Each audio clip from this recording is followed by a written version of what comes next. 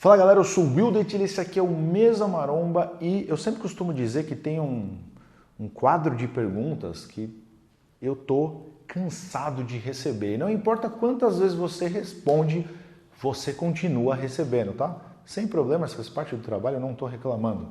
Mas é só uma curiosidade de como essas dúvidas ficam martelando na cabeça da galera. E uma delas é essa aqui, ó. Will, quantas séries e repetições, né? Eu devo fazer no meu treino? Ou então se você fala de algum exercício novo ou algum exercício muito eficaz para tal músculo, as pessoas sempre vão te perguntar quantas séries e repetições, né? Ou então, sei lá, um treino em casa. Ah, como treinar em casa e tal. Aí você mostra, ó, dá para treinar em casa, só com o peso do corpo, só com um halter, enfim. Quantas séries e repetições? É uma dúvida realmente martela. Eu vou falar aqui para vocês então os pontos mais importantes para você saber responder essa pergunta. Olha só que legal. Para você determinar quantas séries e repetições, olha que bonitinho aqui o meu E enfeitado, ó. Acho que só por causa disso o vídeo merece um like. Na verdade tá um lixo isso aí, né? Mas enfim. Você vai saber determinar quantas séries e repetições você deve fazer, tá? Vai depender de alguns fatores. Antes de começar, pelo Ezinho enfeitado aqui, ó, já destrói o botão de like que ajuda muito o canal e ajuda você a receber notificações. O algoritmo do YouTube, gente, ele entende quanto mais like você deixa, mais ele deve espalhar o vídeo. Tá? Tem muito inscrito que não recebe o vídeo. O cara ativou as notificações e ainda assim não recebe. Então é importante você interagir com o vídeo, deixar o like, tá? Deixa um comentário também, deixa dúvidas aí que vocês têm. E eu quero saber também se era uma dúvida muito forte sua. Escreve aí esse lance de número de séries e repetições. Vamos lá. A primeira coisa que a gente vai falar, então vamos separar, tá? Vamos começar por número de séries. A primeira coisa que você tem que entender é que quando você mexe no número de séries, isso eu estou falando o quê? Existe um exercício, vamos dizer, supino. Né? Aí você não faz supino uma vez só e para. Não, você faz séries, né? Então você faz 2, 3, 4 séries. Ou mais, não sei. A primeira coisa que você tem que entender é que quando você mexe no número de séries dos exercícios, você mexe no volume geral de treino. Tá? Isso daqui é uma coisa que tem que ser levada em consideração. O volume geral de treino ele é determinado pelo número de séries. Tá? Então vamos pegar peito, por exemplo. Sei lá, você faz 4 exercícios para peito. Tá? E você vai então fazer, você determinou lá que vai fazer 3 séries para cada exercício. Então você vai ter 12 séries no total, 4 vezes 3, 12. Se eu colocar agora 4 séries para cada exercício, eu vou ter 16 séries. Então, meu treino ficou mais volumoso, certo? Então, esse é o primeiro ponto. Quando você mexe no número de séries, você mexe no volume geral de treino. E aí, quais são as implicações de mexer no volume geral de treino? Eu vou falar disso aqui, nesse tópico aqui, tá? Mais para frente. Outra coisa que implica o número de séries. Quando você manipula o número de séries, você vai trabalhar com um exercício específico, aumentar o volume ou diminuir. Então você não precisa fazer, só porque você fez 4 séries no exercício, você precisa necessariamente fazer 4 séries no outro. Você pode manipular esse número de séries por um volume, agora a gente não está falando do volume geral, nós estamos falando de um volume específico de treino. Quando que é interessante usar isso? Ora, quando você quer fazer um exercício que trabalha, por exemplo, uma porção do músculo que você acha que está deficiente em você. Então, sei lá, você quer trabalhar a porção superior do peito com mais ênfase, porque você acha que o seu peito não está... falta volume na parte superior, na porção clavicular do peitoral. Tem essa divisão anatômica mesmo, tá? As fibras da porção superior está numa direção um pouco diferente do resto das fibras do peito. Então existem exercícios que, embora trabalhe sempre o peito inteiro, vai trabalhar o peitoral superior com mais ênfase. Se eu quero, se eu preciso dar uma atenção maior para essa parte, eu posso manipular através de número de séries para os exercícios de peitoral que focam essa região. Então, por exemplo, supino inclinado foca mais essa parte superior. Dumbbell inclinado, fly inclinado, foca mais superior. Então, se eu tenho lá supino reto, tem o crucifixo, tem um crossover, supino inclinado. Né? Porra, vamos aumentar o número de séries para o supino inclinado, porque eu quero dar ênfase na parte superior. Você pode até também adicionar um exercício a mais, por exemplo, sei lá, fly inclinado, porque você quer ainda mais volume de treino para essa parte. Mas você pode manipular isso. Então eu faço 3 séries para os outros exercícios, mas quando chega nos inclinados, eu posso fazer 4, posso fazer até 5 séries. Né? Então esse é outro ponto que a gente tem que pensar. Só que aí vai cair de novo nessa questão, né? Ó, eu estou mexendo no volume geral de séries. E aí, gente, qual que é o volume geral? Porque essa vai ser outra dúvida que provavelmente vocês vão fazer. Quantas séries tem que ter, né, um músculo? Gente, isso depende de inúmeras variáveis, não tem receita de bolo, tá? Depende até quantas vezes você treina aquele músculo na semana. Se eu treino peitoral segunda, depois já treino na quinta, eu não preciso fazer um treino tão volumoso na segunda, porque eu já vou voltar a treinar na quinta. Se eu treino peitoral só uma vez na semana, que é o famoso treino de um músculo por dia, ou seja, eu treino na segunda, que é o Dia Internacional do Peito, né? Treino na segunda, eu vou voltar a treinar só na outra segunda, eu vou dar 7 dias de intervalo. Eu preciso justificar todo esse descanso. Então, você pode se dar o luxo de fazer um treino mais volumoso, que eu vou arregaçar o peito. Então, provavelmente vai ter mais séries, tá? Então, você vê, depende o que você vai fazer. Essa palavra depende aparece em quase toda pergunta que você faz para mim. Porque realmente depende, tá? Poucas coisas em musculação tem receita de bolo. Poucas coisas para não dizer quase nenhuma, tá? Não estou lembrando de cabeça agora nenhuma. Talvez tenha. Então, a gente precisa perceber o seguinte. Além desse ponto que eu falei, que eu devia ter escrito aqui até, né? Ó, frequência na semana, tá? Isso é outro fator que diz respeito ao volume geral de treino, né? Então, se a frequência na semana é baixa, o volume, faz sentido aumentar o volume, então aumenta o número de séries. Mas tem um lance aqui que é importante quando a gente discute essa questão de quanto tempo deve durar um treino, né? O quanto eu tenho que trabalhar, quanto volume eu tenho que colocar de exercícios, de séries para um músculo. Esse negócio aqui, ó, rendimento e estímulo. A gente tem que entender o seguinte, o treino de musculação ele é um estímulo, é uma sinalização. Você está mandando um sinal, ó, cresce aqui. Eu estou treinando meu bíceps, tá? O que eu estou falando para o meu corpo? Eu estou sinalizando aqui, ó, faz síntese proteica aqui, né? Claro, vai precisar vir dieta, repouso, mas no que diz respeito ao treino, é uma sinalização bem específica. Cresce essa região. O treino é um estímulo, só que ele é catabólico. Por que ele é catabólico? Porque catabolismo significa destruir tecido. Eu tenho que causar uma microlesão na fibra do meu bíceps, para depois que a dieta e o descanso, né, junto com toda a parte fisiológica, os hormônios, vão reconstruir a minha fibra maior e mais forte. Processo de hipertrofia. Então eu sinalizo catabolizando, mas depois vai vir o efeito contrário, o anabolismo, se eu fizer a minha lição de casa certinho. Então o treino é estímulo, só que se eu estimular demais, né? Vocês já ouviram a famosa expressão que não mata fortalece? Pois é, mas se matar, matou. Então se eu estimular demais, passa a não ser bom. Por isso que o volume não é assim quanto mais melhor. E você tem que ficar atento no rendimento, tá? O estímulo tem que ser um estímulo de qualidade. Se eu chegar num ponto do meu treino onde o meu rendimento cai demais, para continuar fazendo o treino, eu tenho que baixar muito a carga dos exercícios. Ou eu já estou esgotado, estou me arrastando na academia, tá? Você tem que começar a ver que talvez o volume está muito exagerado. Isso é diferente de você ter um grau de esforço elevado na série. Então, na série que eu estou fazendo, né, eu tenho que realmente botar meu corpo para trabalhar. Então, você vai terminar a série se arrastando mesmo. Você vai falar, meu Deus, quero ir para casa. Só que depois você dá um intervalo da sua série, você se recupera e faz a outra série. Quando você exagera no volume da sessão de treino, você vai ver que o rendimento da série cai, você não rende muito, e mesmo que você dá um intervalo, mesmo que você alonga o intervalo entre as séries, o rendimento continua baixo e caindo cada vez mais. Isso é que você tem que ficar atento, é sinal que talvez o volume esteja exagerado. Então, se você está fazendo lá 16 séries para peito e caiu nesse problema aqui, rendimento, estímulo, baixe um pouco o número de séries, porque talvez o treino que você esteja fazendo, pela intensidade que você esteja aplicando, talvez 12 séries está bom. Testa, tem que testar, tá? Não vai ter número mágico. Ou então você chega na seguinte conclusão, eu fiz 16 séries para peito e eu tô rendendo pra cacete. Minha 16ª série rendeu pra cacete, eu consigo continuar. Manda bala.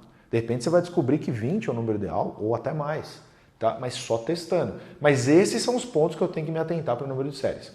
Vamos em frente agora, tá? Se você achou que esse vídeo te trouxe alguma coisa de bom, destrói o botão de like aí. Às vezes vocês esquecem, né? Então vamos lembrar aqui. Número de reps, repetições. Essa é a mesma questão da pergunta do número de séries, né? Muita gente pergunta quantas repetições eu tenho que fazer, pelo amor de Deus. Bora lá, vamos responder.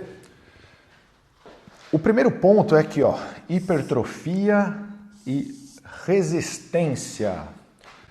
Isso aqui é uma discussão muito antiga na musculação, né?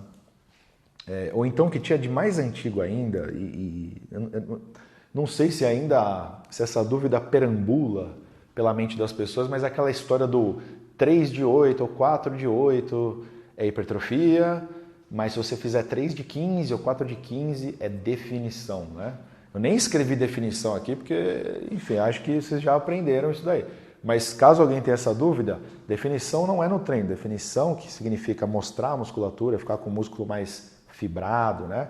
Você ficar mais trincado, mostrar o abdômen, tudo isso é dieta, não tem nada a ver com 3 de 15. Se você fizer 3 de 15 mil repetições e a dieta não estiver boa, você não vai ficar nada definido, tá?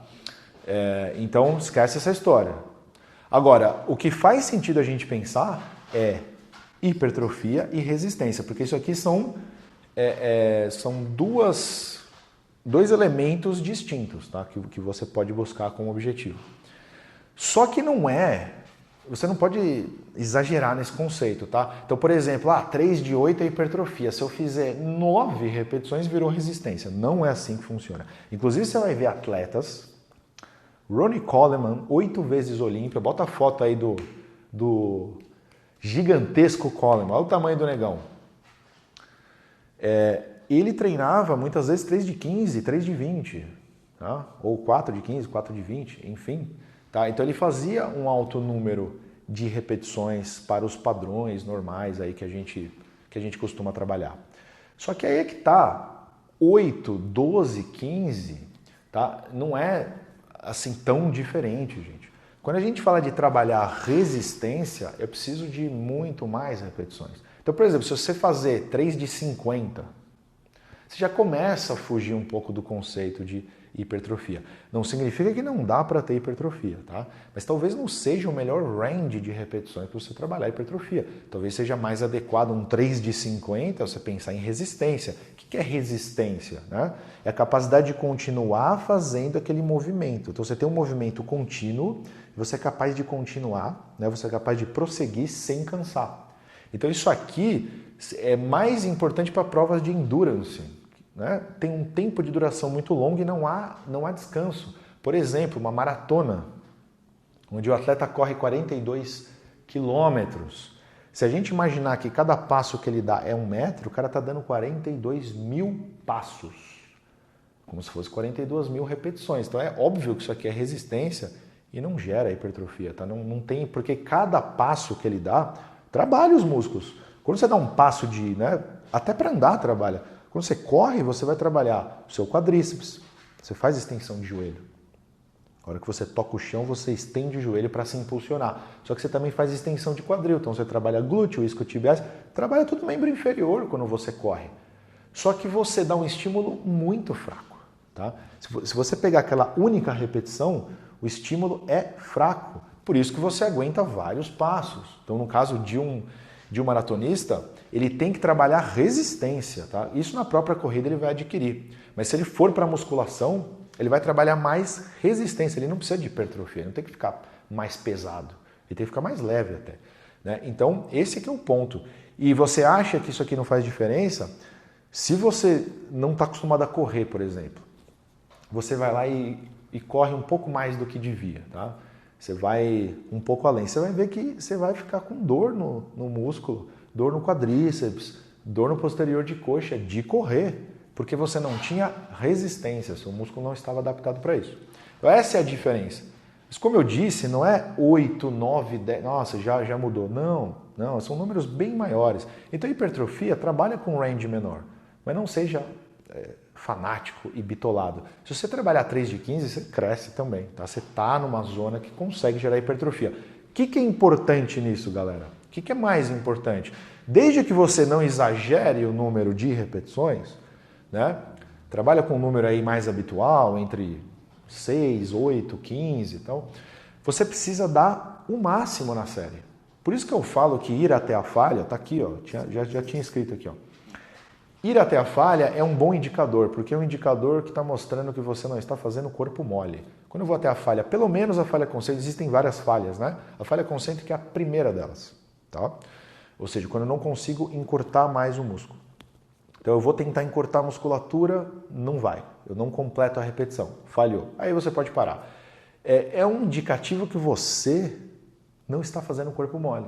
Porque não adianta eu fazer lá o range de hipertrofia lá, 8, 10, 12, só que eu chego na 12ª repetição e eu consigo fazer mais 8, mais 10. Pô, você está trabalhando abaixo da capacidade.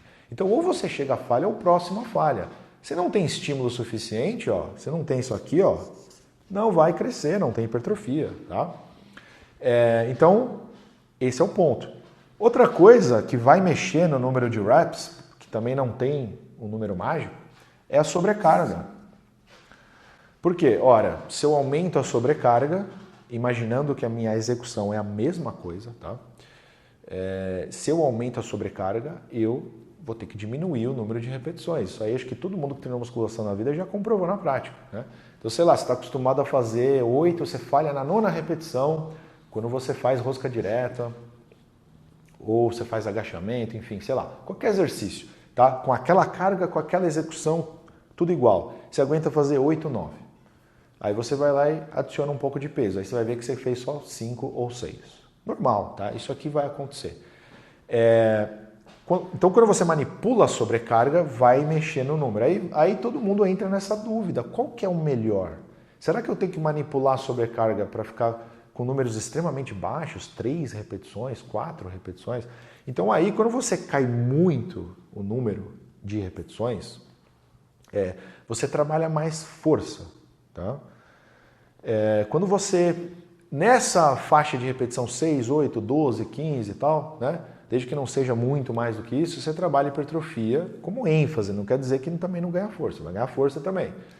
Mas quando você trabalha, por exemplo, 3 repetições, 4 repetições, né? E já está quase no limite ali, 2 repetições, você está trabalhando mais força. Cresce? Cresce. Tanto é que os powerlifters, que são atletas de força, tá? Tem alguns atletas, não são todos, mas tem alguns que são grandes. Tá? Eles têm muito volume muscular. Depende da categoria até, né? Mas eles não são os maiores. Os maiores são os bodybuilders, porque eles buscam o treino pensando em hipertrofia. Então, força e hipertrofia, eles são primos, eles são semelhantes, mas eles não são a mesma coisa. Não é assim, quanto mais hipertrofia, né, quanto mais volume muscular, mais forte o cara é. Não é bem assim, até porque tem hipertrofia sarcoplasmática, que é mais acúmulo de água intracelular, tá? Não é miofibrilar, que é aumento de fibra mesmo, aumento do volume de fibra mesmo, tá? Então, não necessariamente mais hipertrofia está gerando mais força, tá? Mas é só para vocês terem noção disso. Então, a sobrecarga, como é que você manipula a sobrecarga? Utilize um range de repetições que pode variar, você pode periodizar isso, tá? Pode fazer 6, 8, 10, 12, 15, pode variar esses números. Mas utilize uma sobrecarga, onde a partir do range que você determinou, sei lá, eu quero falhar entre 8 a 10 ou entre 8 a 12. Geralmente eu recomendo, tá? Como base, assim, 8 a 12. Busca falhar entre 8 a 12. Eu acho que é um número legal. Não é o único que dá resultado, mas eu acho um número ali bacana para você trabalhar. Então, entre 8 a 12, por exemplo, uma carga que você vá falhar nesse range. Você vai falhar na 9ª, na 10ª repetição. Usei uma carga que eu estou indo até a 18ª. Aumenta a sobrecarga, que você vai falhar antes. Usei uma carga que eu estou falhando na 3ª repetição. Não, você está usando muita carga. Diminui um pouco para você ficar nesse range. Então, é mais ou menos por aí. Eu acho que com isso, galera, ficou claro como você consegue, então, manipular número de séries e repetições, né? Para você não ter mais esse tipo de dúvida. Mais importante, gente, é entender que essas coisas não são matemáticas assim, ó, certinho, tá? Tem que ser 9 repetições, senão não tem resultado. É você entender os conceitos e entender que são conceitos elásticos, tá? É por aí. Se você gostou do vídeo, destrói o botão de like e se liga agora 3 razões para entrar no meu site willdechile.com.br. Primeira razão, vai baixar de graça, sem pagar nada, um e-book, tá? Das 7 regras para o treino perfeito. Vocês podem ler e aplicar hoje mesmo no treino. Segunda razão, vai se cadastrar na minha lista. Lá tem conteúdo, lá tem oportunidade exclusiva, só quem está na lista fica sabendo. Terceira razão, consequência da segunda, é a forma perfeita. Então, se você gosta dos meus vídeos, se você acha que você aprende, espera só para você entrar no projeto Forma Perfeita, tá? Você vai evoluir muito mais. É um curso e uma comunidade, que é a nossa tribo. Então, você tem o melhor do conteúdo técnico, musculação e nutrição, e tem também o melhor do ambiente motivador. Você precisa. O problema é você tentar fazer tudo sozinho.